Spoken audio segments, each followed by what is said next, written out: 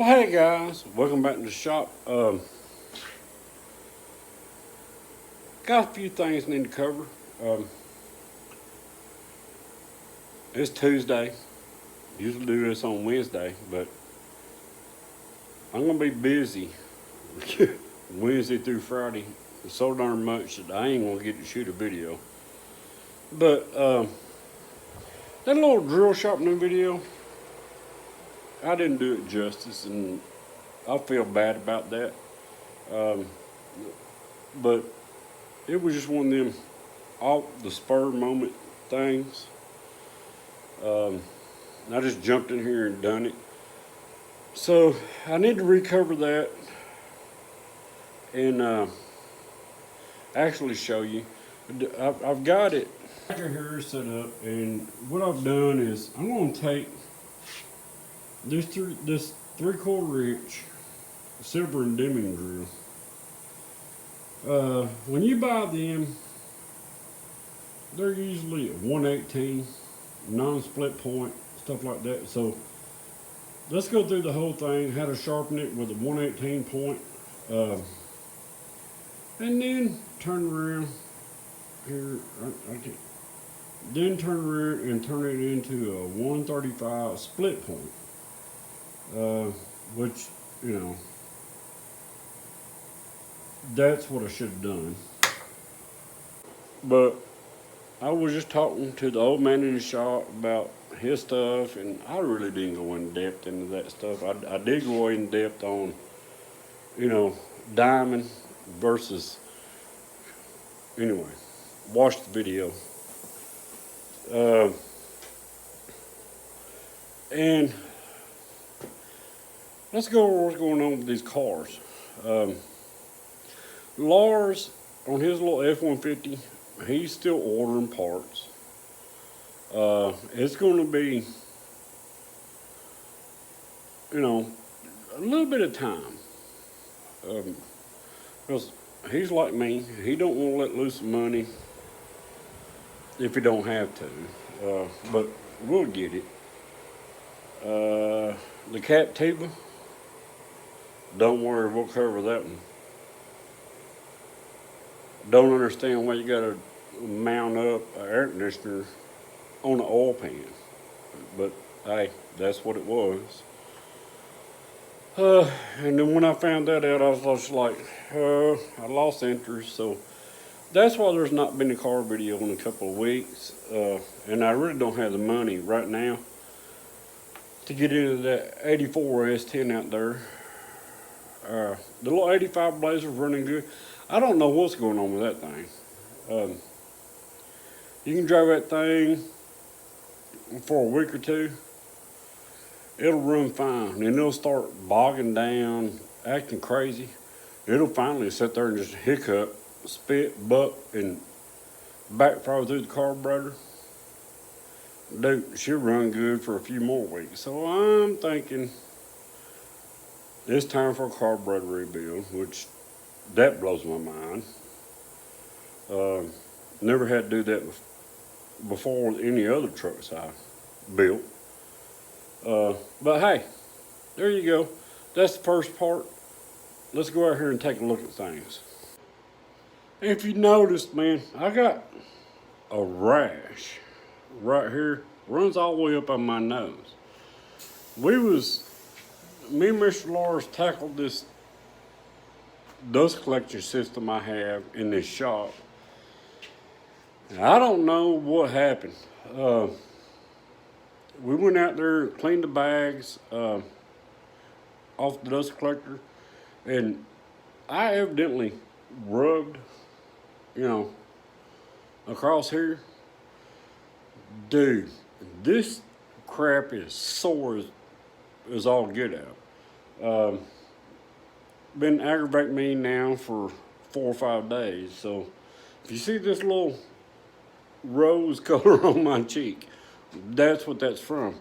For y'all that don't know, carbide is almost harmless. But when they make carbide, they put cobalt as a binder, you know, to hold the carbide together.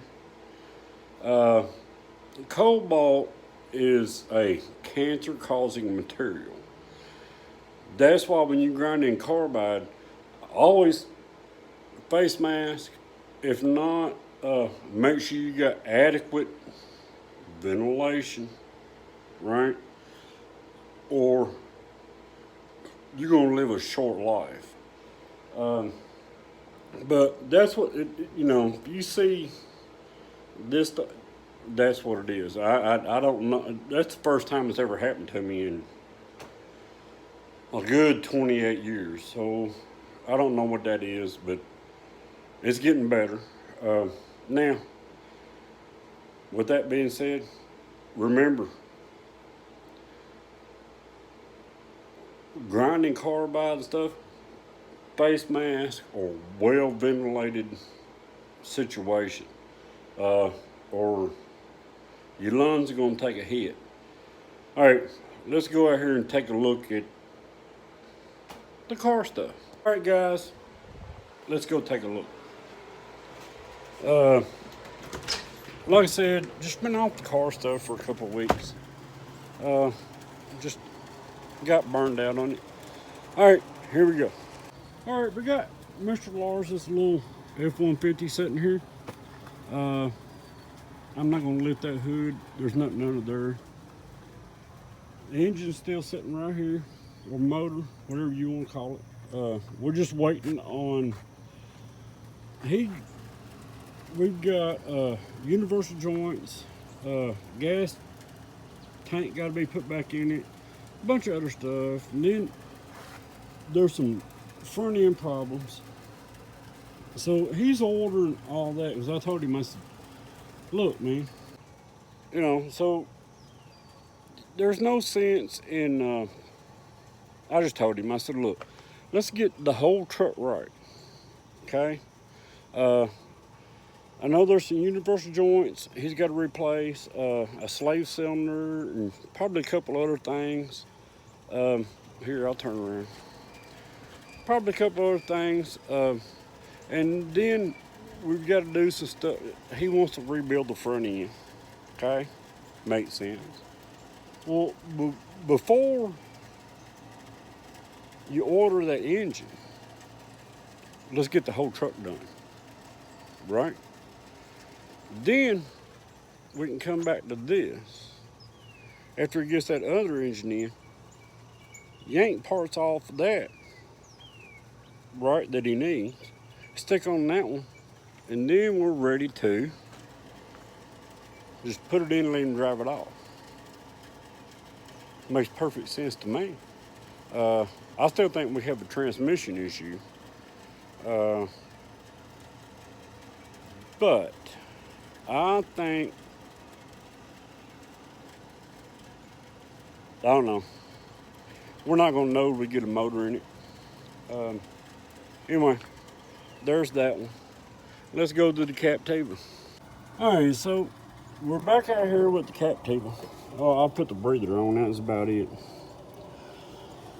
So, in order to get the oil pan off, I'm just going to point. It's been raining, but I'll get down there. So, first thing we got to do, power steering pump got to come on, right?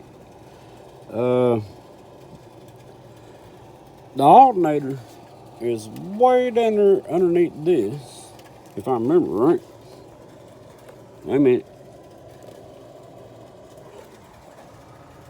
I don't know, maybe it ain't. But I think that's where that thing lays, right? Well, it won't go off. So, like I said, power steering pump, alternator, then we can get down to that the air conditioner pump, so we can get the oil pan on. So, basically, the whole half of this engine's got to come off, right? Motor, whatever the hell you want to call it. Then we can get down to the freaking the air compressor, and get the oil pan on. blows my mind. Why would you do that? Why would anybody in their right mind do that kind of configuration? I don't know. But hey, we'll get down there here and look at it. It's been raining, but I'll suffer for you. So like I said, man, the oil pan and stuff looks pretty, it looks pretty straightforward, right? Sorry, I'm way up under here. But then you come to, wait a minute, let's see if I can get you a picture. This crap right here, this is bolted into the oil pan, and up here is bolted into the oil pan, and this is just the air conditioner, right?